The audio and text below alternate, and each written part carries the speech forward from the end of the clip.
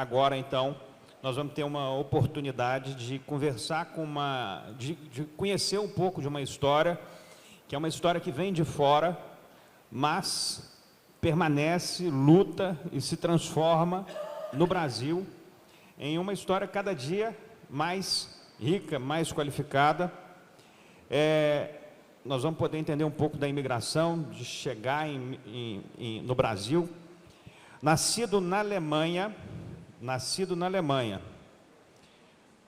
portanto, eu convido vocês a conhecerem um pouco da história de um empresário, de um amigo que a gente tem constituído aí ao longo do tempo. O Paulo César teve o prazer de conhecê-lo há alguns anos. Ele nasceu na Alemanha, chegou no Brasil em 23 de maio de 1963, aos 9 anos de idade. Portanto, há exatos 60 anos. O Paulo César esteve agora no Paraná, justamente para poder participar dessa celebração. E com isso a gente entendeu que seria uma história muito bacana para estar apresentando aqui.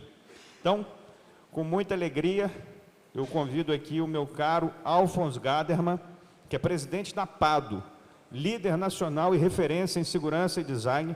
A indústria produz cadeados, fechaduras eletrônicas, ferragens e acessórios, com parque fabril instalado em Cambé, no estado do Paraná. Meu caro Gabriel Azevedo, presidente da Câmara Municipal de BH, vocês vão ter a oportunidade de conhecer aqui agora realmente uma história muito bonita, e a gente quer entender como é que foram esses primeiros capítulos, essas primeiras passagens. Meu caro Alfons, 60 anos de Brasil.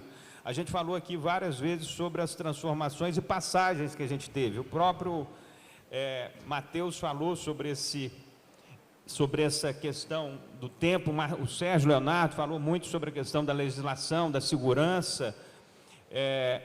Eu queria que você contasse um pouco, em primeiro lugar, bem-vindo, e eu gostaria que você contasse um pouco como é que foi a chegada, como é que foram os primeiros anos de Brasil. Você chegou aos 9 anos, mas conta um pouquinho para a gente o seu momento de integração com o Brasil, de 9 até os 20 anos de idade, por exemplo. Como é que foi esse primeiro capítulo?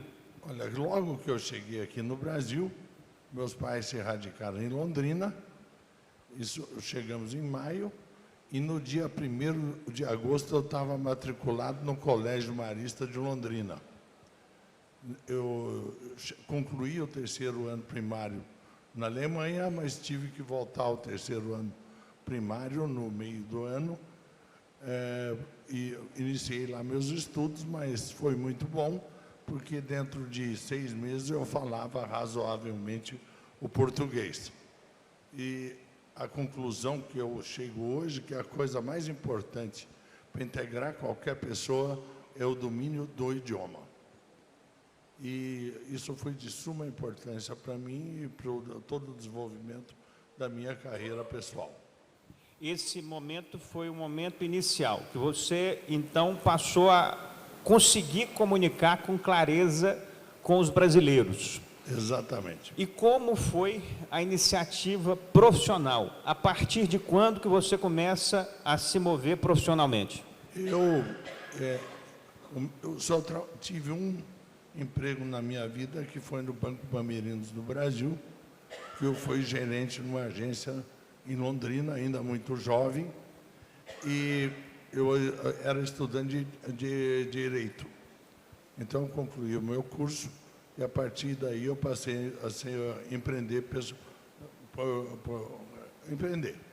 Antes de chegar na PADO, para entender um pouco dessa etapa da sua vida, em relação à sua impressão e vamos falar, o seu comparativo, quando você enxerga hoje, aonde você nasceu, os alemães, em relação à sua realidade no Brasil hoje, você deve ter alguns parentes ainda na Alemanha, você deve ter algum tipo de relacionamento. Qual que é a diferença entre você no Brasil hoje e se você ainda estivesse na Alemanha? Eu sempre digo o seguinte, até eu tenho um Fusca 59, que esse Fusca foi fabricado na Alemanha e montado em São Bernardo do Campo. A mesma coisa aconteceu comigo. nasci na Alemanha, mas fui montado no Brasil. Então, e parece que é isso que é a maior dificuldade de qualquer pessoa que se radica no Brasil, principalmente para os europeus. Conta um pouquinho sobre a etapa da Pado. Como é que a Pado inicia na sua vida? Como é que você começa uma indústria tão qualificada e tão reconhecida que a gente tem hoje no país? Depois dos inúmeros planos econômicos e mudanças sociais e políticas no Brasil, eu acabei adquirindo a Pado em 1997.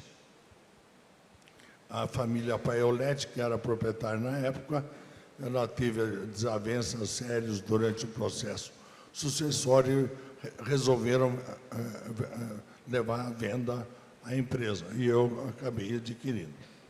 E aí, a partir daí, o que foi de transformação? Qual que é a realidade que você aí encontrou? Como é que era? A Pado sempre foi uma referência. Mas a empresa, na época, estava em sérias dificuldades financeiras, mas a minha primeira decisão, antes de adquirir a empresa, já era de levá-la para o Paraná. Na época, o governador Jaime Lerner tinha um programa de incentivo robusto, inclusive fornecendo recursos, inclusive para indenização dos funcionários, que na época eram 630 em São Paulo. E a surpresa foi que eu acabei investindo ou tendo que desembolsar o dobro daquilo que estava orçado. Mas eu consegui, graças a essa ajuda financeira do Estado do Paraná, fazer frente à mudança da empresa para o Paraná e a indenização de todos os funcionários. Hoje, qual que é a realidade da Pado em relação à empresa? Nós somos líderes de mercado, logicamente, depois de muitas mudanças internas, mas eu acho que a coisa mais importante que eu executei nesses 26 anos que eu tenho a empresa foi a implantação há 17 anos de uma escola profissionalizante. Hoje, todo o corpo diretivo da empresa, principalmente o técnico, é oriundo dessa escola. E nesse caminho já foram formados o quê? Quantas? 660. E hoje a Pado tem quantas pessoas trabalhando? 1.200. Daquelas 600 e tal que você... Não, dessas 660, eu acredito que 60.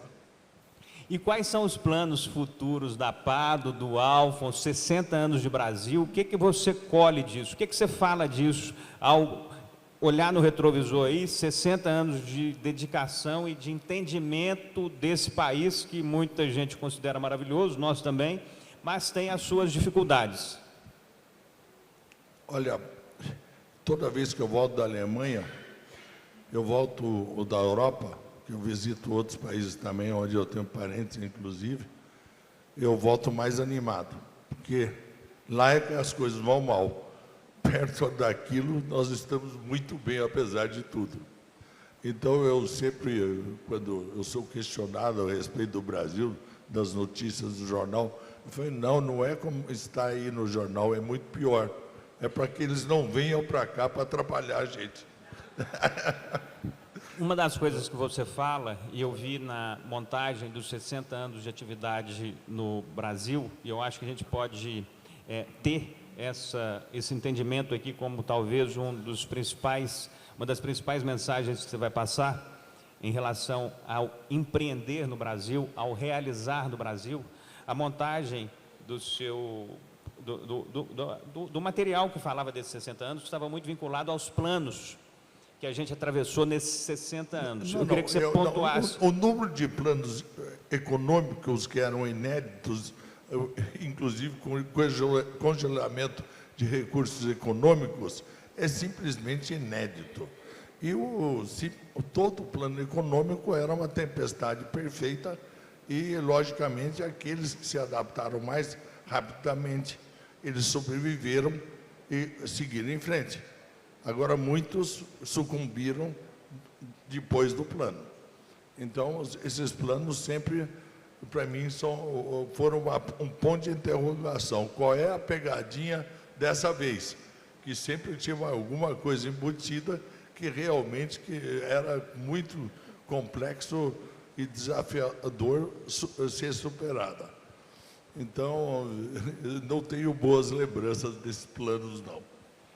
Em relação, meu caro Alfonso, em relação a uma parte que empresas como a sua, que estão operando em todos os cantos do Brasil, nós sabemos que uma das partes mais difíceis de fazer o entendimento geral é a questão tributária, que em cada estado tem as suas características. Como é que você atua em relação a isso? Olha, é simplesmente absurdo, mas hoje, para emitir as notas fiscais que nós operamos nas 27 unidades da federação, nós temos 11 funcionários. Só para emitir as notas... Nota fiscal e pagar essa substituição tributária, não sei o quê, tem que pagar todo dia. Eu sei que é uma complicação tremenda. Essa certamente é uma das partes que mais incomodam, mais atrasam o setor produtivo brasileiro. Mas, sem dúvida, não ajudam, sem dúvida. E, meu caro Alfonso, nós temos aí uma questão importante. Nós estamos fazendo conexão empresarial em Minas Gerais. O que representa Minas Gerais na atividade da PADO hoje, entendendo que ela é uma empresa nacional que está em todo canto do país? Eu acredito que aqui no estado de Minas Gerais, que tem cerca de 900 municípios, nós atendemos cerca de 650.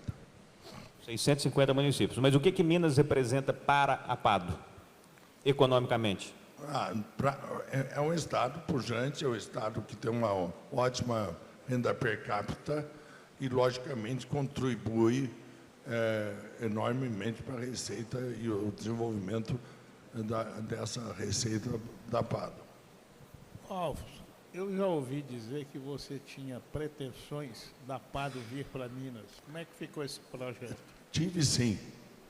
Isso foi quando o Estado do Paraná não queria renovar os benefícios fiscais concedidos quando da implantação da empresa no Paraná. Assim que eles souberam da construção de um galpão em Juiz de Fora, o governador da época me mandou chamar pessoalmente. Eu fui até o gabinete dele.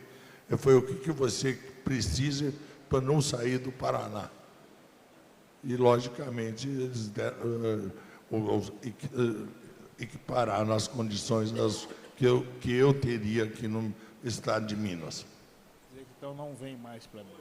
Não, por enquanto não, mas o galpão está lá. Quem sabe não vem essa oportunidade. Meu caro Alfonso, eu queria te agradecer por ter vindo a Araxá, por estar conosco a Araxá, pela empresa que você administra e realiza tão bem, que todos nós brasileiros conhecemos. Olha, primeiramente eu quero agradecer ao teu pai, porque um convite dele para mim é uma ordem, certo? A minha amizade com o PCO é realmente intensa. Então, só o prazer de estar aqui. Eu cheguei hoje às 5 horas da manhã da Alemanha, em Guarulhos. Eu vim imediatamente para cá para atender o pedido do meu amigo. Meu caro Alfonso, obrigado.